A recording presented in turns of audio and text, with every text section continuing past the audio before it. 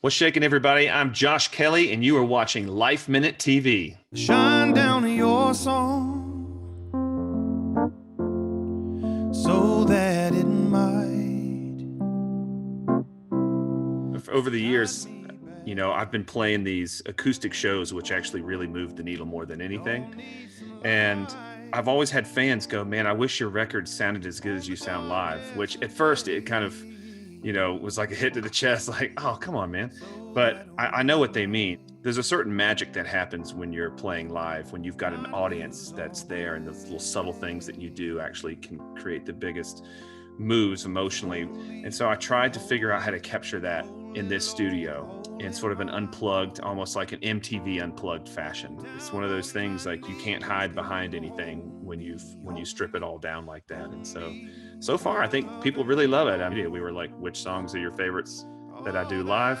And I'll put those on the record. I think It's Your Move, the very first songs. The reason why I put it up top, man, that one, when that one was done and I listened down to it in the studio and I sent it to my manager. My manager, she was like, I just cried, by the way. I just want to let you know that.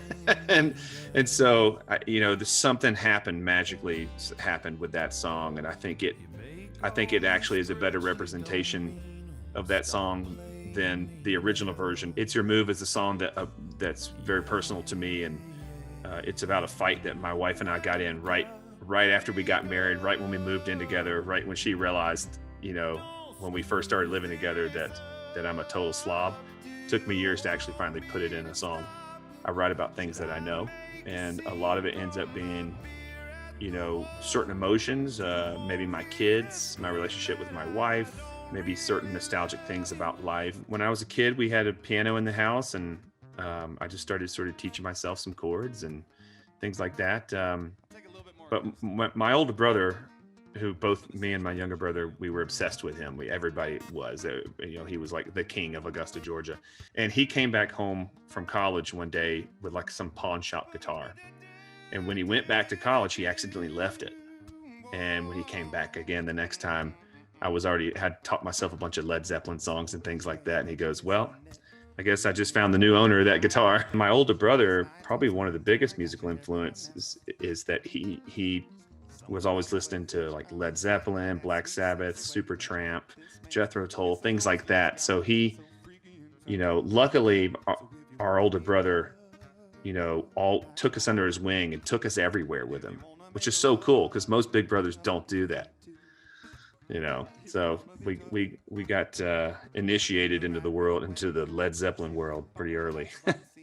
If I was in my dad's car, it was a lot of country music, Randy Travis, things like that. If I was with my mom, it was all like Luther Vandross, it's Stevie Wonder. I got to play his birthday party in LA. It was years ago, and I did "Don't You Worry About a Thing," and man, it was surreal having that he was listening to me do this. It was like I did that, and then next up was Chris Brown. It was crazy. And I did learn over the pandemic a song that I probably would have never ever learned if it wasn't for the pandemic. I taught myself the song Sir Duke by Stevie Wonder, which is so hard. Dun, dun, dun, dun, dun, dun, dun, dun, dun, dun, dun. I taught myself that on piano. It took me a week, and now I'm going to be able to play it at shows. So I'm really excited about that. We do a lot of crafting. That's one of the things that really sort of cemented Katie and our union in the very beginning of our relationship. Is that, we like to paint together. Katie's a really, really good artist. We paint together, we forage together. Katie got a degree in herbology during the pandemic. I do a lot with leather. So I make all that by hand. I punch all the holes, do all the sewing, no machines. And so I do a lot of leather work. Somehow I got into making my own beer, which is such a total dad thing. But yeah, so I started making my own beer. I mean, we definitely keep really busy. We have a lot that we like to do. We have a lot of animals. We have Katie and her mother have a dog called Jason Debus Heigl Foundation, named after her brother who died when he was 14. And we basically, take in animals that are on death row for lack of better words, and bring them here, rehabilitate them, and then we get them adopted out to loving homes. We're out here in the middle of nowhere, and I love it out here, and it is very private. At the beginning of Katie and I's relationship, I mean, there was like 30 paparazzi cars following us everywhere we went in LA when the paparazzi was still kind of like a big thing. I don't like it. So, but yeah, out here, pretty private. Everybody is very respectful. We were kind of already living a little bit of a quarantined life anyway, really. Unless she had a movie or TV show she would fly to, and or unless I'm on tour. But other than that, we actually kind of keep to ourselves and really don't go out very much. You know, I don't know. I think their friends think it's cool. I think sometimes our kids probably get like a little bit, not embarrassed or whatever. They're probably over it a little bit. I think sometimes they think it's cool. I think they forget. And then all of a sudden, you know, we'll be scrolling through DirecTV and then like 27 Dresses will come on and we're like, see, that's mom. Isn't that crazy?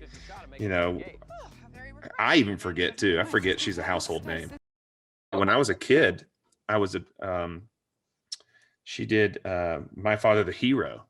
And both me and my brother, when we saw that when we were like 13 or something like that, we were totally obsessed with her.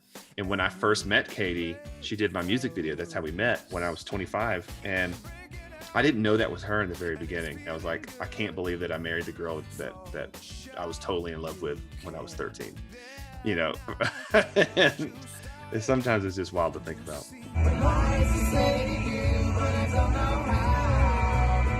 It's definitely interesting now that we're in our 40s and stuff, but I feel like we're very passionate. We're both healthy people, and I think keeping your mind healthy and keeping your body healthy, I think really helps with you know, being able to keep that passion alive. So we focus on that a pretty good bit.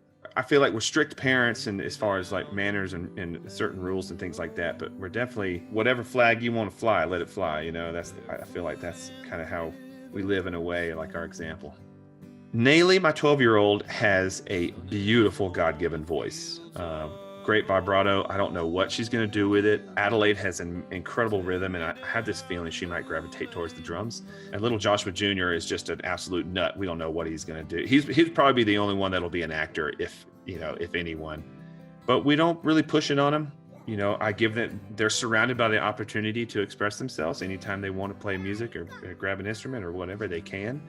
And I'm so excited to get back on tour. The tour starts in October of this year. And as much as I loved playing all these Facebook Live shows and things like that, but there's these subtle things that happen in a live show with a live audience, like little small subtle things that make the biggest difference, and it doesn't translate online. So go to joshkelley.com. You can find the tour dates, and it'll take you to Apple Music or Pandora, wherever you listen to music. Right now, I am already 5 songs into the next covers album. So the first one is called, Katie named it Under the Covers Volume 1. And so now we've got a Under the Covers Volume 2.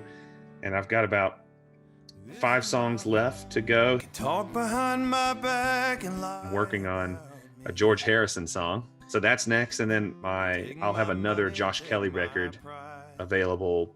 Probably it'll be ready by the fall. And then a fun little side project with my buddies called Fadre, which I think means fun dads, something like that. So we've got a really cool song that's about to come out that Jacob Luttrell is actually singing. I produced it here. It's as the kids say, it's fire. It sounds like a radio smash. I think we're going to try to set it up as like a really fun summer song. But I'm in here every day. I make music every day. So that's what's next.